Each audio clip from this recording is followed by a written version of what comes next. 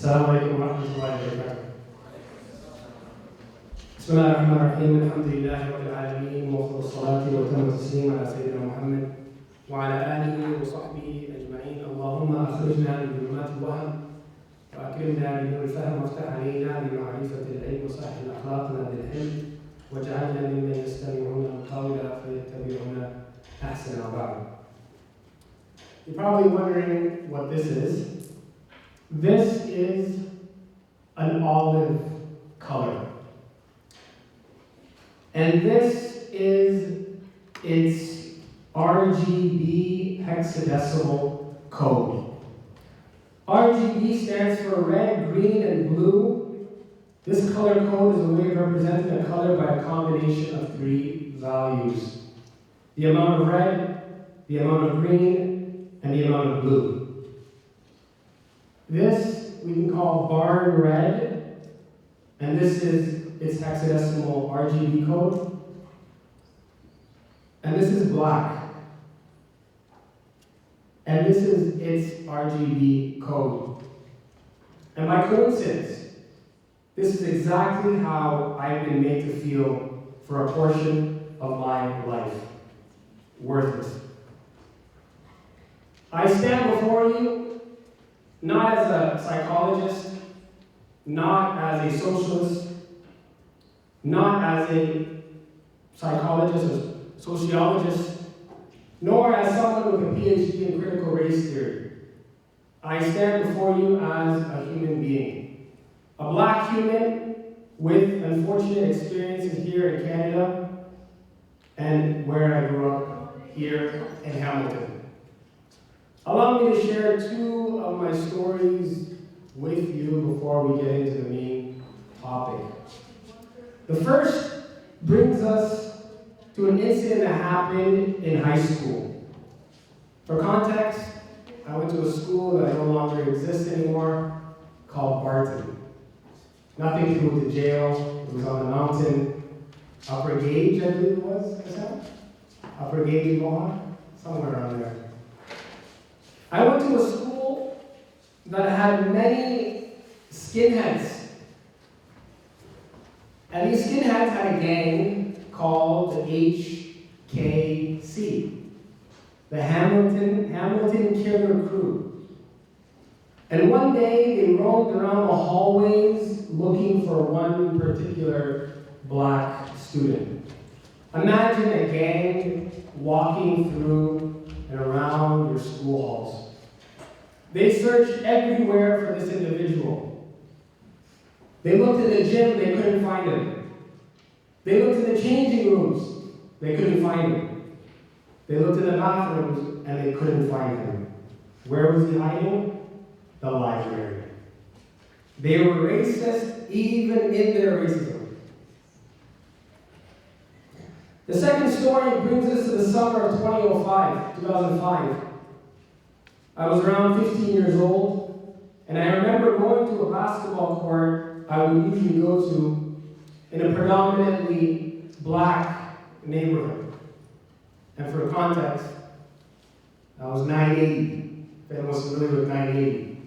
Anyone here familiar with 980? So back, I don't know now, but back then, the whole neighborhood was pretty much black. Just imagine a regular day. After a game of basketball, I took a walk around the neighborhood, and out of nowhere, this massive white guy, twice my size and twice my age, someone I had never seen before in my life, approached me. He looked at me in the face, and he called me a nigger. Then he choked me, and then he lifted me a foot in the air. I couldn't breathe, but obviously I couldn't express that. Imagine being in this situation, having done absolutely nothing to this individual. So what did I do? I did what any black kid that gets choked out in a predominantly black neighborhood would do.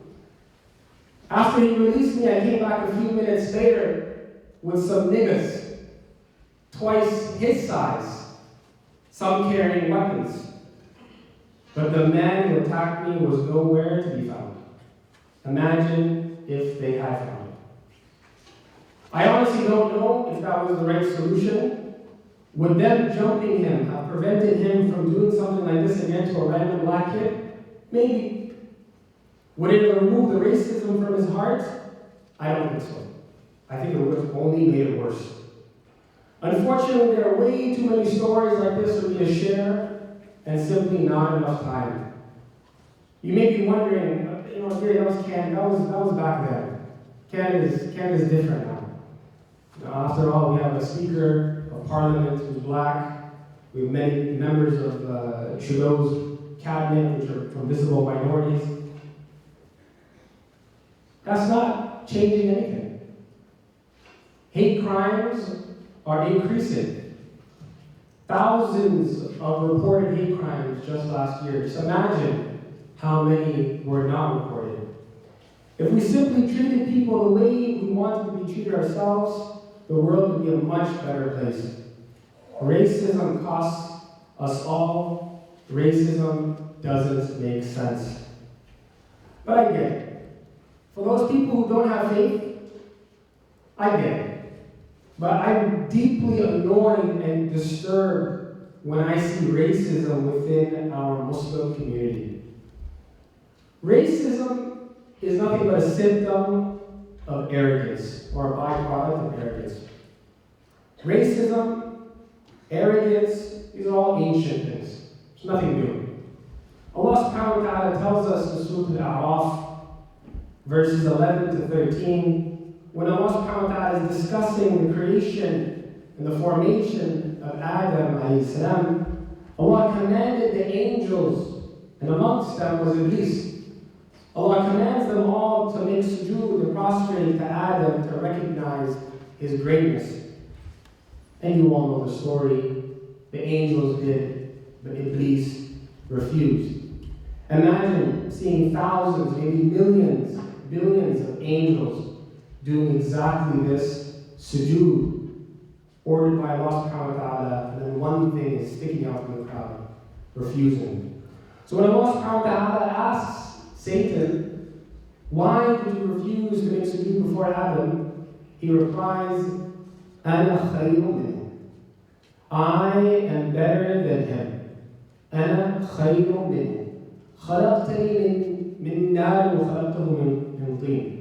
I am better than him. You created me from fire and him from clay. He believed that whatever emanates, whatever originates from a better source shouldn't be asked to prostrate to something from a lower source or a lower element. Based on Shaitan's assumption that fire is better than clay, similarly we say to the racist who says I'm better than that person because I'm Pakistani or because I'm Arab, how do you know exactly that your race is better than another's? So let's suppose fire is better than clay, or your race is better than someone else's.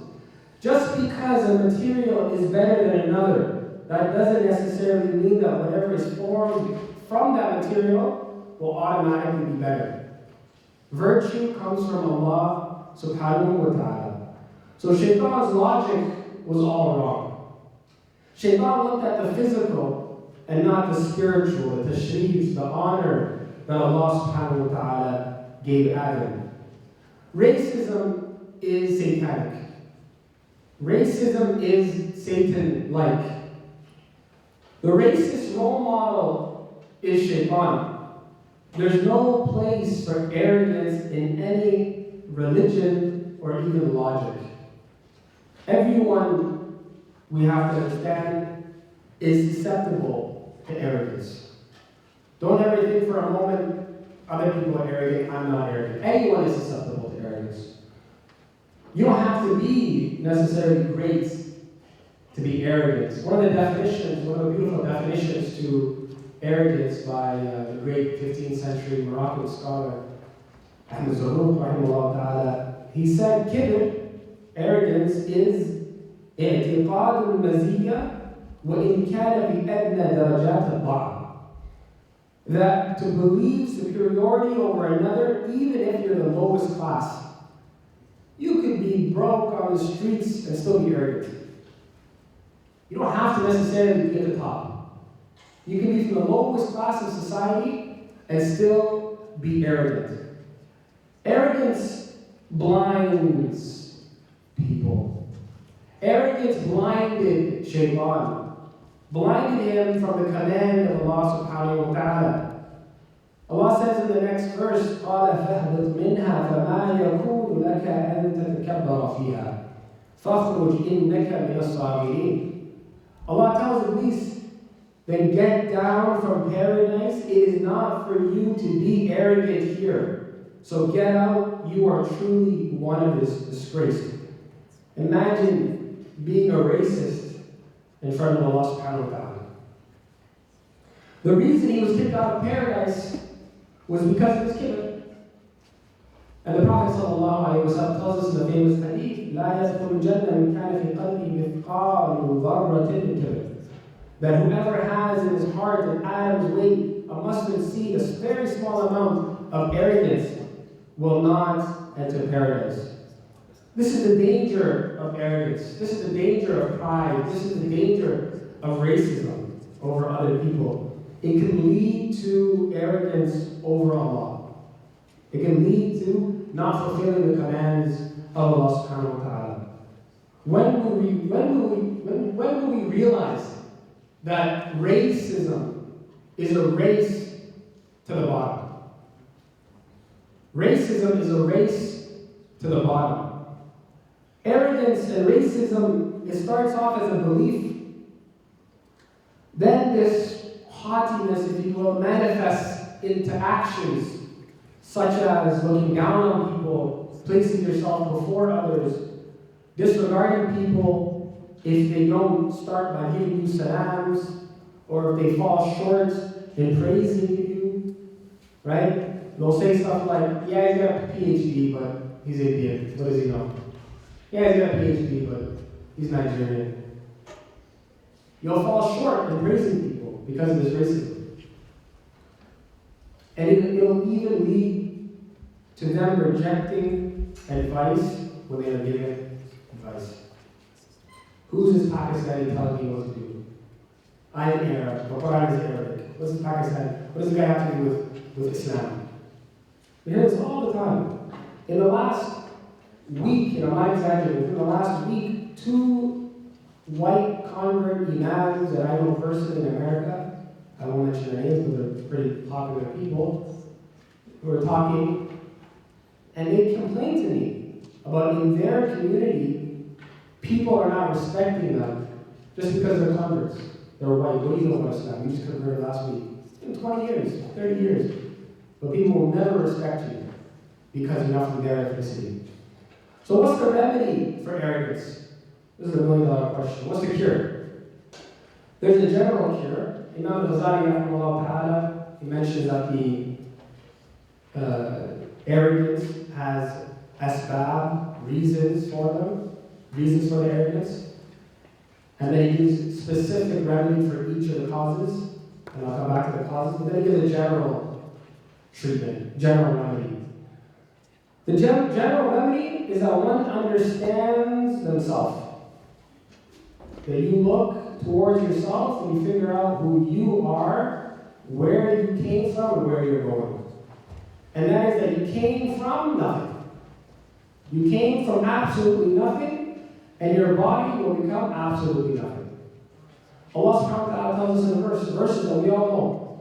قُتِلَ الْإِنسَانُ مَا أَكْفَرَهُ مِنْ أَيِّ شَيْءٍ خَلَقَهُ مِنْ نُطْفَةٍ خَلَقَهُ فَقَدَّرَهُ ثُمَّ السَّبِيلَ يَسَّرَهُ ثُمَّ أَمَاتَهُ فَأَقْبَرَهُ ثُمَّ إِذَا شَاءَ أَنشَرَهُ. Condemned, Allah says. Condemned are the disbelieving humans. How ungrateful they are to Allah. From what substance did He create them? He created them from a sperm drop. That's where you came from. This is what you mean arrogant about. You came from a sperm drop. And ordained their development, then He makes the way easy for them. In one interpretation, the mother giving birth, then causes them to die and be buried. Then when he wills, he will resurrect them. So you started from virtually nothing. You will end up a rotten corpse in a grave, nothing, and you're being arrogant about something in the middle between those two events. Then he gets into specific remedies depending on the cause of arrogance. Some of the causes of arrogance: knowledge. Knowledge is a cause of arrogance. I have a PhD. Why are you talking to me? I'm an engineer. Why are we having this conversation? What do you know about anything about life? I'm a doctor. We see this all the time. Knowledge is a cause of arrogance. Worship. That's confusing. Worship can be a cause of arrogance. People, they get high off their own iman, right? They start looking down on other people. Why don't you pray all your sins like me? Right? Third reason, wealth and beauty, and that goes without explanation. And then he mentions lineage, background is a cause of arrogance. So what's the specific remedy for this? The same way he looks at himself as being a semen drop, he looks at his ancestors the same way. Just like you were nothing, your ancestors were nothing. Also, the one boasting about their lineage and where they come from and their background is really boasting about other people's accomplishments. Okay, yes, this country had a great empire. Sure, but what did you do for this world? Absolutely nothing. Also, if his ancestors could speak, they would say, "What have you accomplished?" So you're boasting. Also, you're boasting about people, you don't even know where they're going. Are they going to paradise? Are they going to hell? You have no idea. You're boasting about people that could potentially be in the hellfire. There's going to be a lot of black people in hell. There's going to be a lot of white people, a lot of brown people. Every race is going to have somebody in there. So what are you boasting about? And if you're boasting about religious, pious people, I'm Pakistani, our ancestors did this, what do you Indians know about anything? If you're boasting about pious, religious ancestors, then truly religious people aren't arrogant in the first place. They didn't behave the way you're behaving right now. So what exactly, why are you boasting? It's also important to remember when we deal with issues of racism, we should never retaliate. We should never discriminate others. And this is something I remember when I was in Hamilton, mid-2000s. I remember I have an old friend of mine from high school here. He's a witness. You can verify all this information with him if you don't believe me. There would be skinheads, and what would happen is the immigrants, if you will, would be racist back and just look for random white people to beat up. Like, why? That's not a solution. That is not a solution. Rather, we educate and we remind each other of where we come from and where we're all going.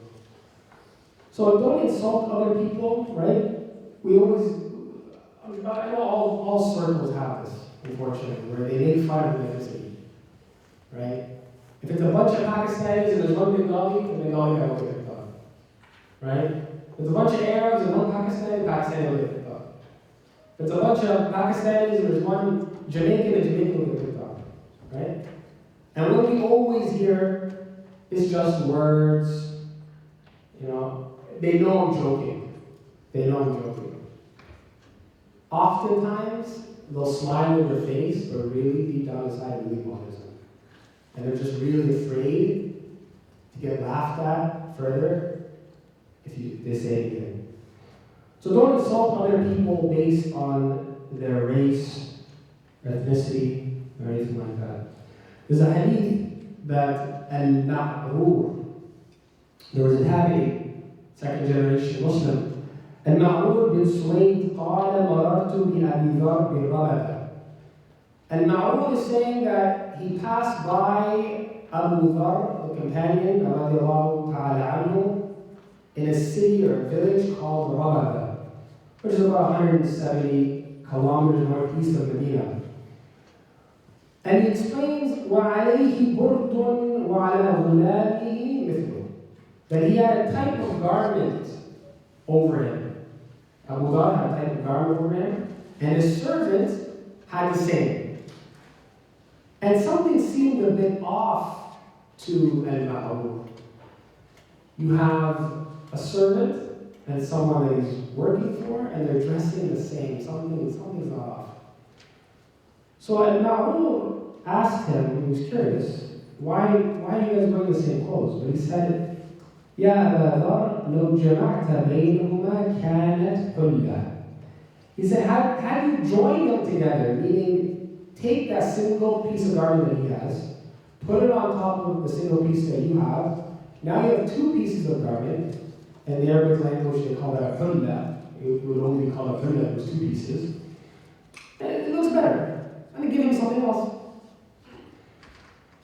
Abu Dhar explains that he was humbling himself through this process, and he had regret.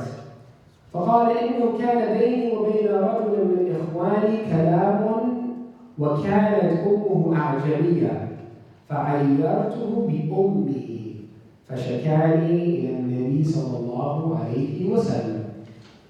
He said there was an altercation between me and one of the people among my brothers.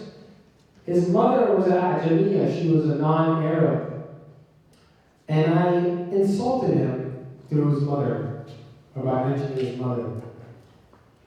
And he complained against me to Allah's Messenger sallallahu alayhi wa sallam. In other words, he snitched. فلقيت النبي صلى الله عليه وسلم. Abu Dhar says, continues the story saying, فلقيت النبي صلى الله عليه وسلم فقال يا أبا ذر إنك امرؤ فيك جاهلية. He said, I met Allah's Messenger صلى الله عليه وسلم, and the Prophet said, O Abu Dhar, you are a person who still has in him remnants of the days of ignorance, pre-Islamic time, Jahiliyyah. And the hadith continues, I'm not going to explain the full hadith, but one thing I do want to comment about is many of the commentators, this hadith is authentic, and the wording is, as I mentioned, many of the commentators, when explaining this hadith, they mention that the person that was insulted was Bilaal radiallahu ta'ala anhu. And that he said regarding him, when he insulted the mother, Yabna Soda, O son of a black woman. Now, this is going to shock many people. As popular of a story this is, after a lot of research, I found that this is not authentic. The story of Abu Dhar having insulted someone is an authentic story. That's authentic. But the fact that it was Bilal, and the fact that he said, Inna Soda, son of a black woman, is not authentic.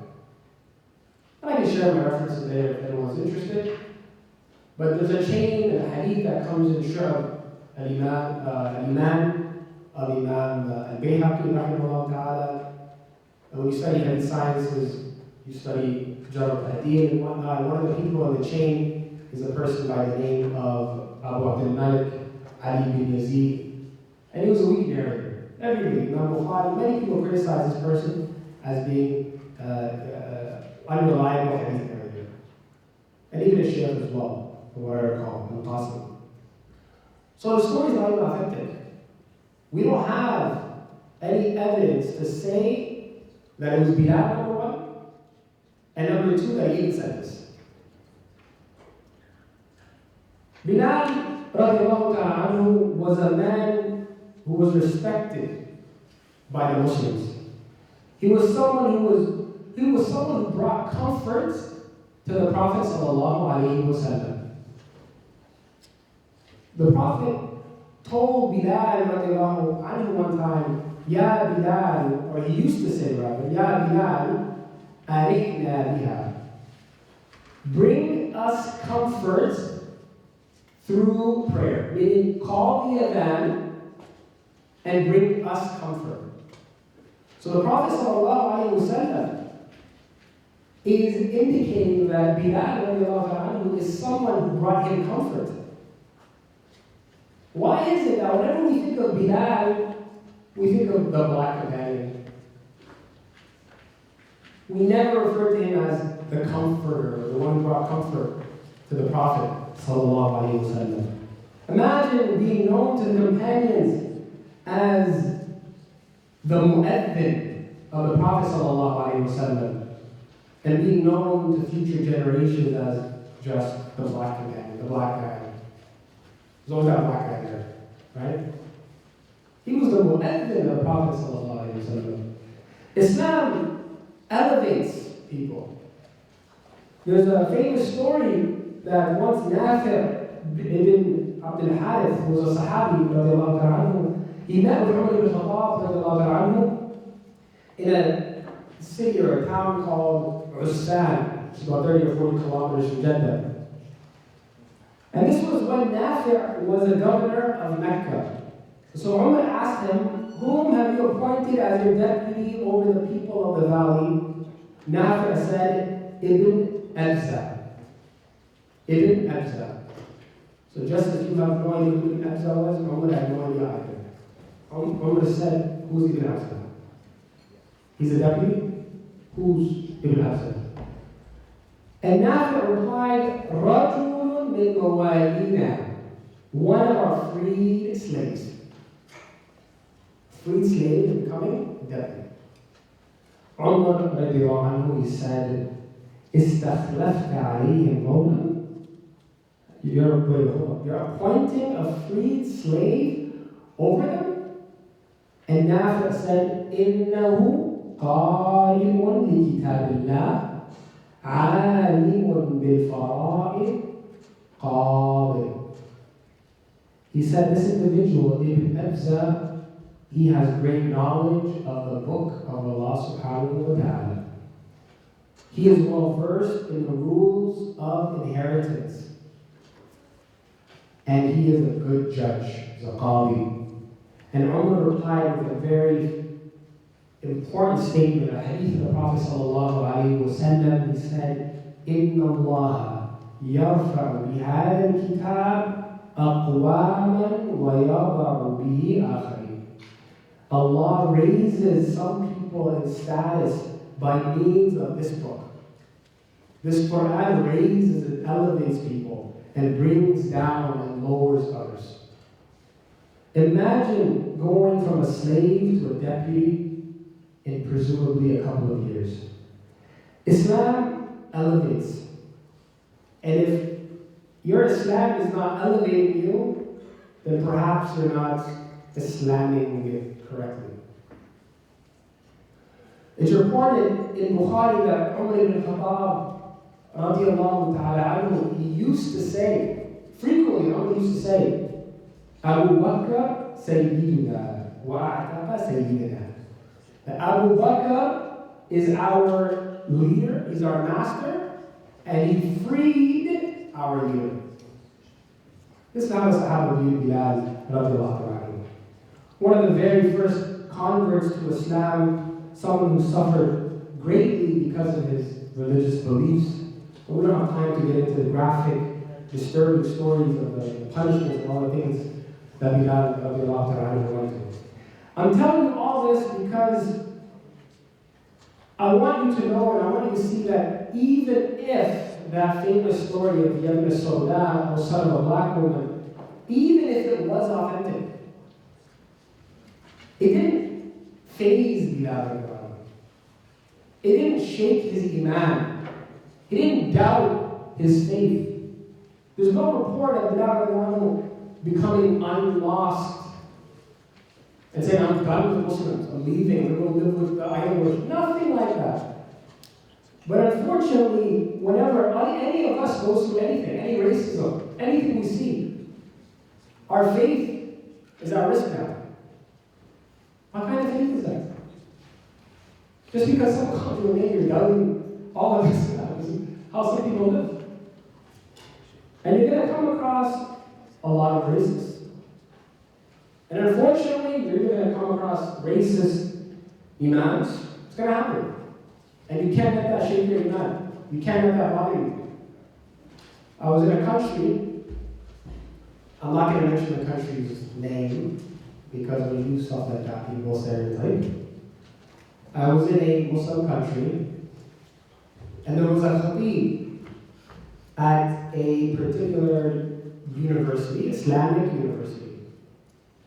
And this khatib, PhD, if only just acted upon a tenth of his knowledge, but anyhow, it's another story. PhD in hadith, he's giving a khutbah, end of the school year, people are going back in the summers, or going back to the summer break. And what does he say? He's encouraging these single men to get married.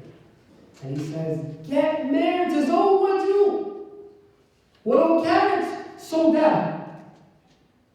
Even if she's black. Just get married, anything. Anything. So you're going to come across these people. But you can't let these experiences shake your faith. Just like when a Muslim messes up, right? And then your non-Muslim friend asks you about that, what do you say? No, you have to differentiate between Muslims and Islam. Right? We see this all the time, right? No, that guy's just crazy. Islam is perfect.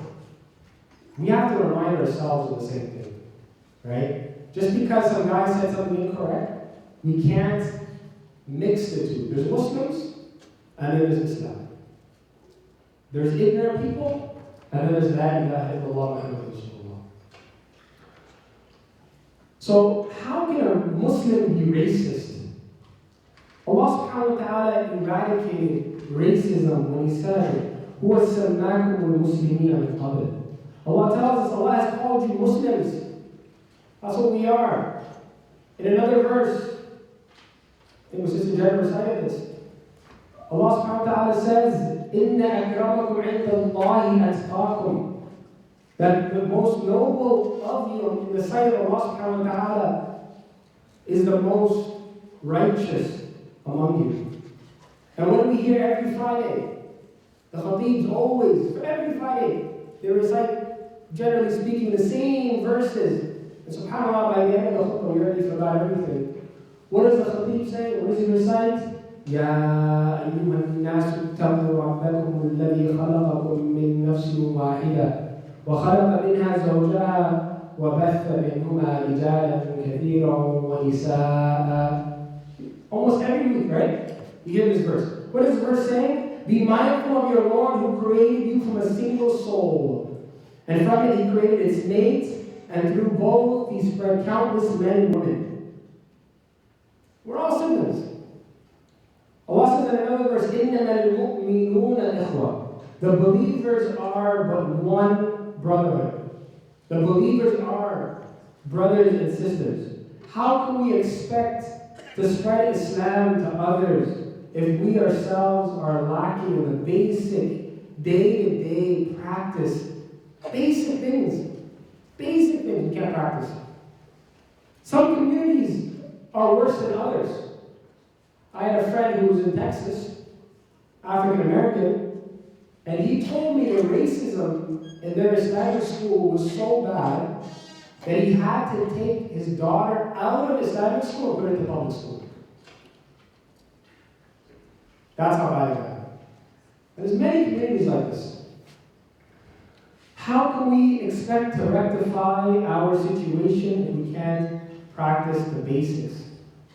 There's a famous statement of Imam Malik rahimahullah ta'ala. He said, لن يصلح آخر هذه الأمة إلا بما صلح به أولها. The only thing that will rectify the latter part of this ummah is what rectified the earlier part. That's the only solution.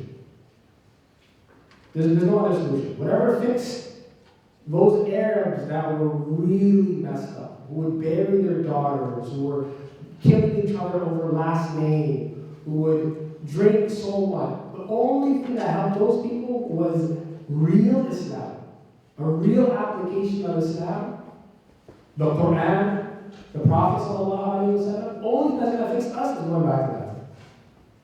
And that starts with you, Ali. It starts with you, Jenna. It starts with you, Ihsan.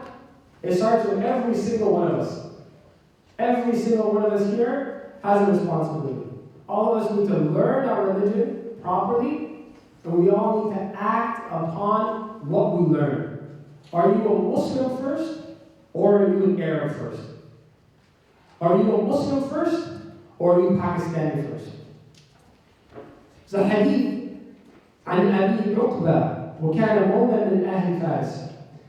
There was a Sahabi, there was a Sahabi by the name of Abu Uqba. He was a freed slave from the people of Persia. So ethnically he's Persian. This hadith mentions قال شهدت مع رسول الله صلى الله عليه وسلم أحدا. He's saying that I was present at Uhud along with the Messenger of Allah sallallahu alayhi wa sallam. Imagine you're fighting in the battle of Uhud. He says, Abu Uqba says, فَضَرَبْتُ رَجُلًا مِنَ الْمُشْرِكِينَ فَقُلْتُ خُذْهَا مِنِّي وَأَنَا الْغُلَامِ الْفَارِسِ. On the strike, while he's attacking, while he's giving it to them, he says, take it from me, take it from this young Persian. And in the middle, imagine, during the battle, the Prophet ﷺ was the best of teachers. He's not saying, okay, listen, come see me after, we gotta talk. At that moment, while they're fighting, the Prophet ﷺ turns to him and he says, فَهَلَّا قُلْتَ خُذْهَا مِنِّي وَعَنْ الْغُلَامِ الْأَنصَارِ. Why didn't you say, or why don't you say, take it from an Ansari? Someone from the Ansar. Why do you gotta go back to Persia for? You're Muslim now. Even though he was Persian ethnically, genetically he was Persian. But in the situation that they were in, the Prophet ﷺ told them to identify as an Ansari, as a Muslim, rather than the people of Persia. There's a time and place for everything. During a cricket match, yeah, you can be Pakistan. When Pakistan is losing, you can start rooting for India, that's fine. You're watching the World Cup, you want to root for Ghana, you want to root for Senegal, wherever you're from, that's absolutely fine. But when you're in the masjid, you're a Muslim first.